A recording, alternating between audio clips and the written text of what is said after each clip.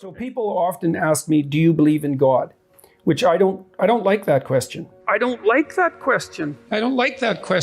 Ask me whether or not I believe in God, and I've answered in various ways.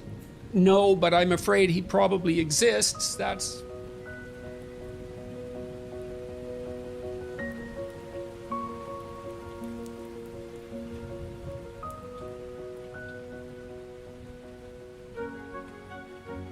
the traditions bind the community together. Now, I'm saying that, and I don't go to church, and the reason I don't go to church is because, well, it drives me crazy, to speak frankly. I haven't been able to sit in a situation like that ever since I was, well, ever, really. That's really the truth of it, ever. I'm not convinced that that's a good thing, because I do believe, and I've had good conversations about this with Jonathan Pageau, I do believe that communal return to the source of the community's ethics is actually a necessary thing. And maybe I'm atoning for my past sins by doing these biblical lectures at the moment, which is something that's communal. And then because there's also something about going where a bunch of other people are to reaffirm your commitment to the good that you're all aiming at, that's got some power in it. And I don't think that that's something that we should forego. I think it's dangerous. I mean, look, even if you're cynical about church, and I guess I would put myself in that category, it's certainly the case that communal church going in the 1950s, say, provided the average person with at least an hour a week where they were contemplating, no matter how poorly, the purpose of ethics in life and the idea of a higher purpose and a higher meaning in life. And you got to think that spending an hour a week thinking about that is better than never doing it at all. I don't know how that tradition can be revivified in a meaningful way, but I really do think it's a catastrophe that we've lost it, because we don't have a center, an ethical center that holds our community together. And the consequence of that is that we're fragmenting quite badly. But what you see there is if you view someone with love, then it's incumbent upon you to treat them as if they're valuable. And then the more you treat other people as if they're valuable, the better person you are. That just comes along for the ride in some sense. So none of that seems questionable to me. That seems solid. And so then maybe the more love you view other people with, the higher the moral demand that's placed on you. And then I would say too, well then, that's another reason why it's so important to be truthful and in some sense to be good, because it isn't obvious to me that you can withstand that moral load if you're compromised by too much sin. It's too much. And that's another thing that we're not very good at teaching young people about. We shouldn't do that. It's like there's a sanctimonious authority that goes along with that that's the wrong tone. It's more like,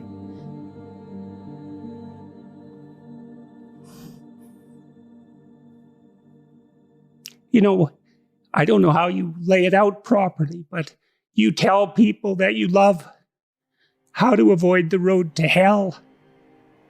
And you don't do that because you're shaking your finger at them or because you're a moral authority. You do it because you don't want them to burn. And I think there's too much of the moral authority still in the church and not enough of the love that helps people avoid the fire. Tammy, my wife, has always taken the idea of truth very seriously. Her recent brush with death has deepened her religious sense and impelled her towards a life that's more consciously focused on service to others, her family in particular, but not only her family, people beyond the family. And I also think that's a function to some degree of our stage of life. She's a grandmother now, and her children are grown and able to take care of themselves, and so she can turn her attention to other people, maybe farther afield from the immediate family. I'm watching what she's doing and listening to her and watching her practical application of her faith, and that affects me just as everything she does affects me, because I watch what she does and take it seriously. Her recent actions have indicated she's helped a number of people quite substantially, the group that she's been communicating with, and all of that's very interesting to me. She's showing me, I mean, I've taken the idea of God seriously for a very long time, and I've said on multiple occasions that I try to act as though God exists, and that's essentially my definition of belief. When people say, do you believe in God? Belief is a multidimensional word, and one question is, well, what do you mean by believe? And for me, the proof of belief is to be found in action. And I decided that I would act as if God existed a long while back. And of course, I'm imperfect in that, inevitably. Now, she's doing that more explicitly as well.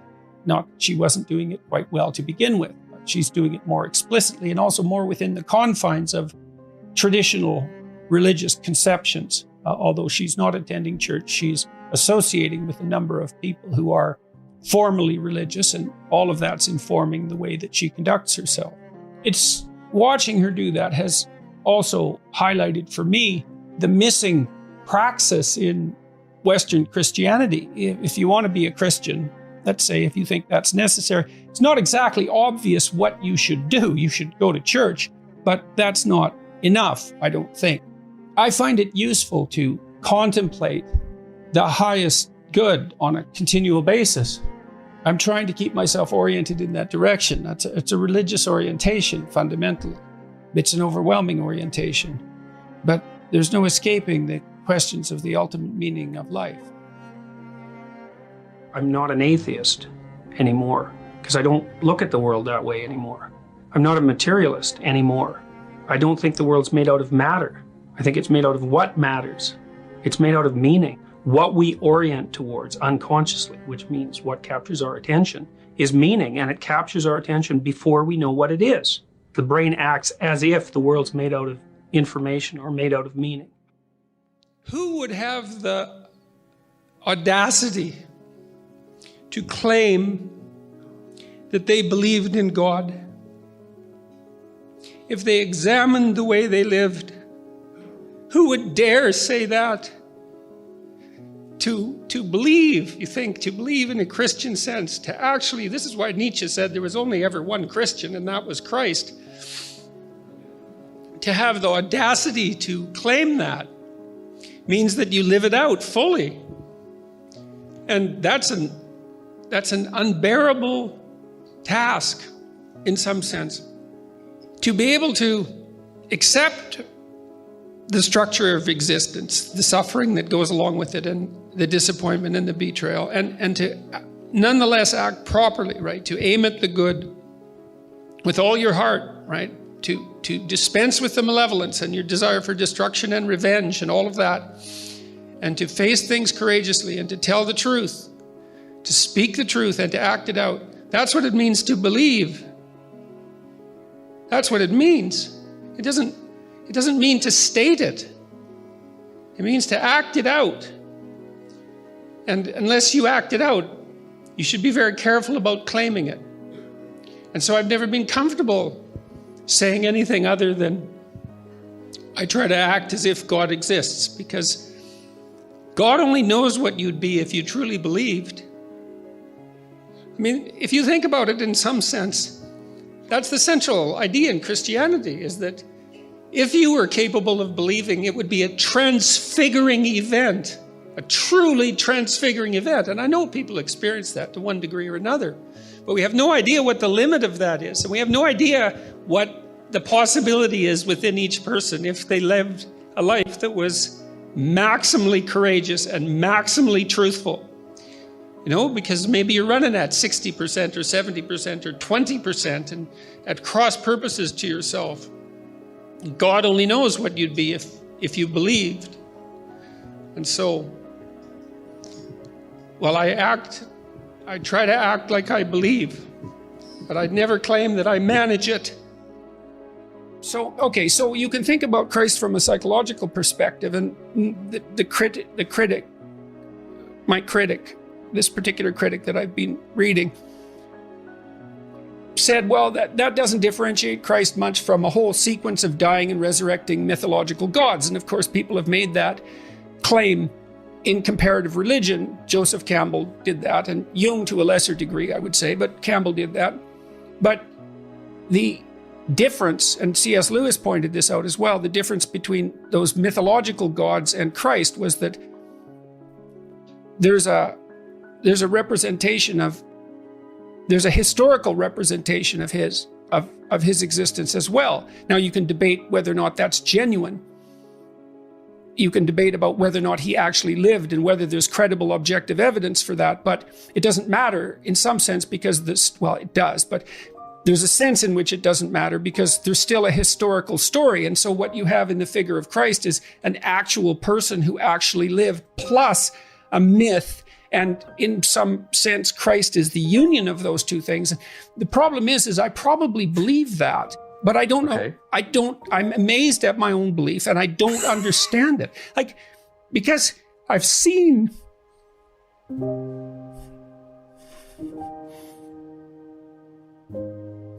sometimes the objective world and the narrative world touch. That's Jungian synchronicity.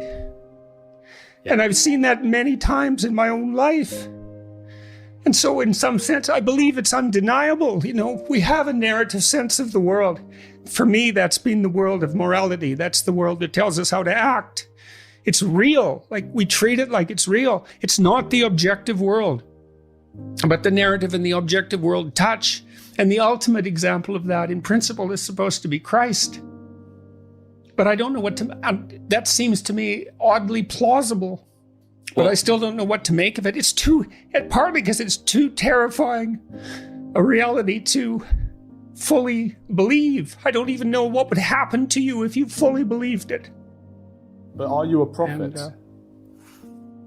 See, to say yes or no, I have to think about how I might be conceptualized. How what I'm doing might be conceptualized. No, I think I see myself as a psychologist, and fundamentally, I am a psychologist. I'm a behavioral psychologist, and I got very interested in psychoanalytic thinking, especially the Jungian variants, and I'm a professor, and I'm doing that, on a much larger stage, let's say. But that's really what I'm doing, and so it's a combination of those two things. And I speak about religious matters, but I don't see myself as a religious leader. I don't want to make that.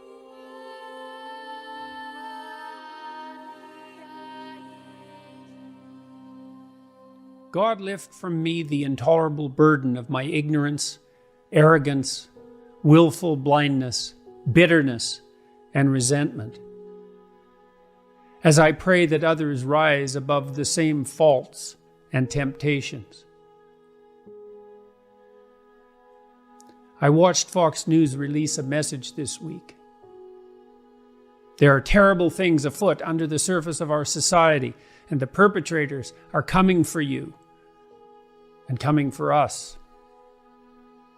And then I watched the Democrats respond in panic and anger, saying, there are terrible things afoot under the surface of our society, and the perpetrators are coming for you, coming for us. Are there terrible things afoot, bubbling under the surface? Is something coming for you and for us? Ask yourself how true that is of yourself and your own life. Have you addressed all that? Are you concerning yourself with the dust in your enemy's eyes instead of attending to the filth that obscures your own sight? Do we want accusation, suspicion, discord, derision, and hatred? Or the peace and prosperity and happiness that beckons to us at this moment like never before? Who's the enemy here? Is it the basket of deplorables? Is it the freaks and the queers? Is it the plumbers and carpenters and tradesmen and managers who work honestly and diligently during the day, and the soldiers who stalwartly defend the borders and protect us? Is it the artists and visionaries whose expressions of unbridled creativity entertain and rejuvenate us? and who continually offer to us an unending panoply of technological miracle? Is it the institutions that guide and protect us, that so many lived and died to erect and establish, which for all their faults have served us so well? Do we want revenge or justice? Do we want contempt or mercy? Do we want war or peace? And what are you aiming at in your heart of hearts? I see even the best of men degenerating into the exchange of blows. I see even the best of men identifying the enemy in our neighbors and friends. I see even the best of men falling prey to cowardice and self-righteous anger. It needs to stop. I need to stop. You need to stop before it's too late. Who is the enemy here? The snake in your heart? The lies on your tongue? The arrogance of your intellect? The cowardice of our refusal to see? The enemy is that which divides to sow discord. The enemy is the pride and the fear that stops us from lending a hand across the divide. The enemy is the great and eternal adversary of mankind.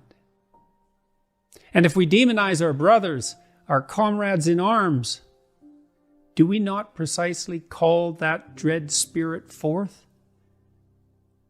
Have we not yet learned? Courage, trust, truth, love, even unto your enemy, which is yourself. God, forgive us our trespasses as we forgive those who trespass against us. May what is highest guide our vision. May what is highest open our ears. May what is highest guide our tongues. And may we pray, fearful of the hell we could so easily and carelessly create, deliver us from evil. Shine a light into the corners of our dark hearts. For thine is the kingdom, the power and the glory, forever and ever. Amen.